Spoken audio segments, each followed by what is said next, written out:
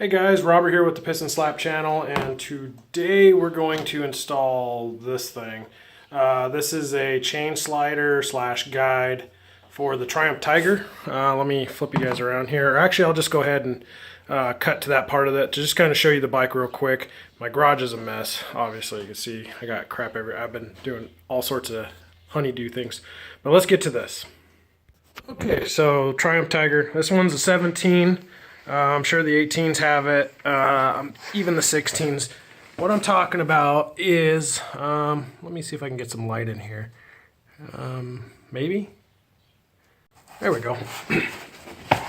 Alright, so right in here you can see this plastic, and then right here is a dampener, and this chain, as it rides across, it chews through that and then gets into this, and this gets expensive.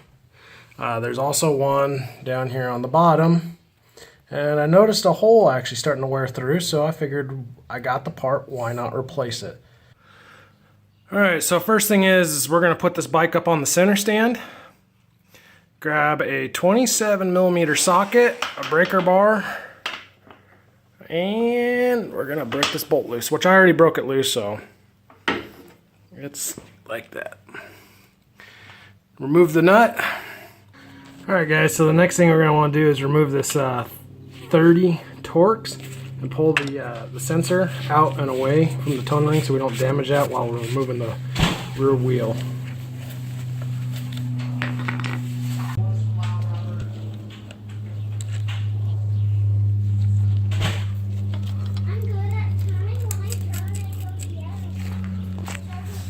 I don't know if you guys saw this little washer.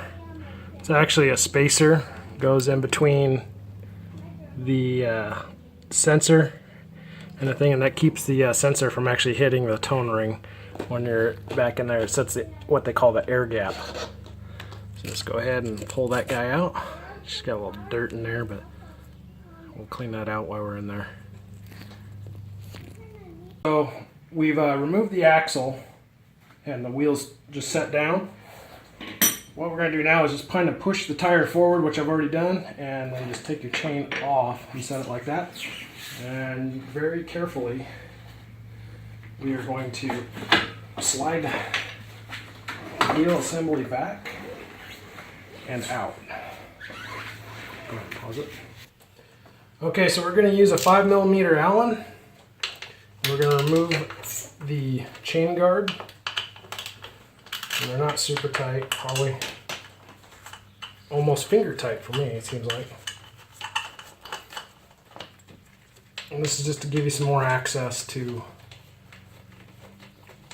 the chain guide or slider. Looks like we got another one up here hidden.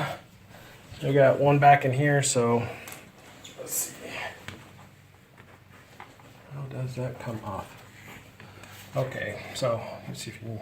This hole right here where my finger is, there's actually a bolt down inside there. I don't know if you can see it, guys. So we'll go ahead and stick that guy in there and remove him. What's in? It's a long-winded bolt. Alright, so you guys can see that.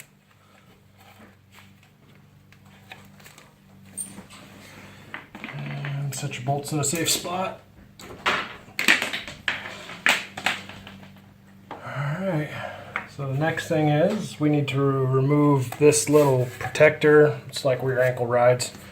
And it looks like we got a couple Torx bits. Alright, so this little thing's going to have two Torx. They're going to be Torx 45s. Nope, Torx 40s to remove those.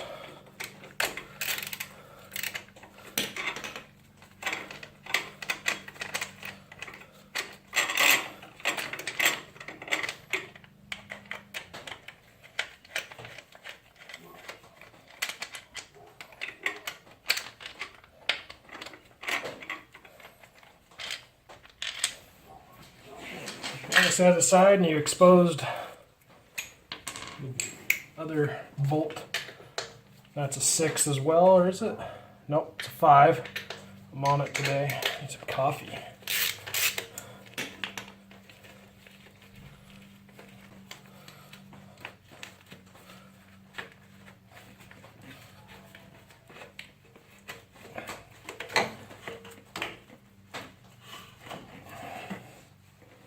And there it is, guys. It's off. You can see where the chain has been chewing through it. Right there. And this is what I saw the other day was this, I don't know if the camera will pick it up, but there's a little tiny hole right there starting to eat into the rubber dampers. Let me grab a new one for a side-by-side comparison. So you can see where the chain's been eating away at it. This is your top side, so if you guys just go out there and grab your chain and lift it up and look in there, you can see that the chain really hasn't chewed much on the top, which is strange. You'd think the chain would be laying on here more with tension. So I'm gonna go ahead and, you know, just from here, what we'll do is pop these out. They got little pins in here for retaining. It's a little nub right there. Right there. And right there. Hey guys, real quick, I realized after making this video, so this is going to actually be dubbed in, you're looking at where that forward bolt passes through, and you can see right in the center here, there's like a silver thing. It's actually a little insert. Well, I got mine all back together and forgot to put it in there. The bolt's in there and everything, but what'll happen is it'll just crush down on that plastic, and it's not the right way to do things. So I'm going to take mine back apart, and what I'm going to do is you just push with your finger, and you can see that it's, you can see that little guy. So that little guy needs to go back here behind this bolt. So I'll just undo this and try to stick that guy back in there and work it in. That's your lower, that's your upper, and that's a worn out guide chain. I mean, it's wore through. I got my use out of it. You can see where it's starting to come through, and what it does is it'll start chewing these up, and these get expensive to replace.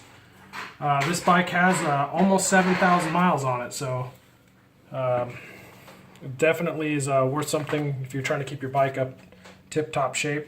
Here in the US, we spent about 35 bucks for this piece, and as you can see, it's really not that hard to replace. You just take it, put your guides back in, and slide it right back on, and you're done. I'll throw the torque specs in the description below and what tools you'll need to do the job, and we'll go from there. Thanks for watching, guys. Catch you on the next one.